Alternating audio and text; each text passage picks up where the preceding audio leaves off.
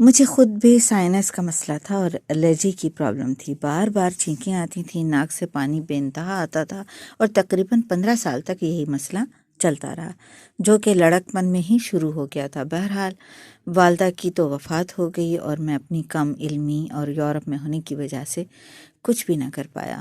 اس کا مجھے افسوس ہمیشہ رہے گا. کم از کم یہی افسوس کہ ان کے لیے نیک اعمال کرنے، علم بانٹنے اور استغفار کرنے اور کروانے پر آمادہ کرتا رہے گا. ان کی وفات نے گہرا اثر چھوڑا جو اب تک باقی ہے. ان کی یاد مجھے بہت ستاتی ہے. آپ ہمارا چینل سنہری باتیں ضرور دیکھتے رہیے. اس کو لائک کیجئے، سبسکرائب کیجئے اور اپنے دوستوں کے ساتھ شیئر کیجئے اور بیل آئیکن دبا کے ہماری نئی ویڈیوز حاصل کرتے رہیے. کمنٹ میں اپنی رائے ضرور دیجیے گا تاکہ ہم اپنے چینل کو مزید بہتر بنا سکیں. بہت شکریہ. ایک مسلمان ڈاکٹر کی ویڈیو دیکھی جس میں اس نے بتایا کہ دماغی کمزوری کو دور کرنے کا واحد طریقہ لمبا سجدہ کرنا ہے. یہ معلومات نئی تھیں.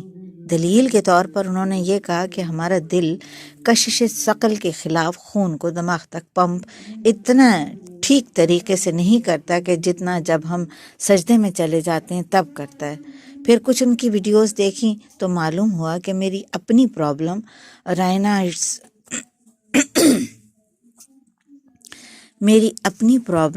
رائنائٹس والی الرجی کا بھی یہی حال ہے.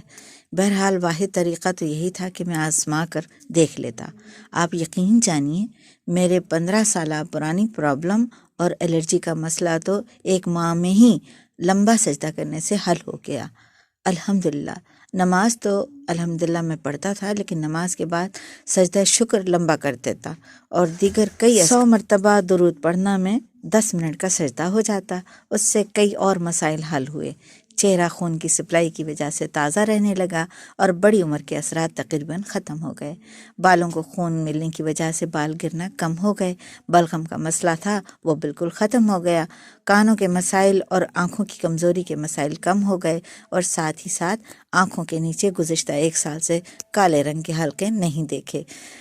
سبحان اللہ. یہ مذہب ہی تھا جس کے ایک سجدے کے عمل کے پاس ہماری اتنی بیماریاں اور نہ جانا کن کن بیماریوں کے علاج ہیں، ورنہ بڑے سے بڑے یورپ کے ڈاکٹر کے پاس میری الرجی کا علاج نہیں تھا.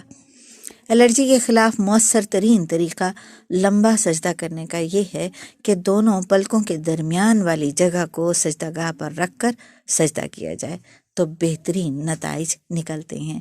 آج کل کرونا کا بہت زور ہے. یقین مانیے آپ لمبے سجدے کرنا شروع کر دیں، نماز کے بعد تو آپ کے پھیپھڑے زیادہ مضبوط ہو سکتے ہیں، کیونکہ سجدے کی ایک ایسی پوزیشن ہے جس میں انسان کے لنگز زیادہ بہتر کام کرتے ہیں.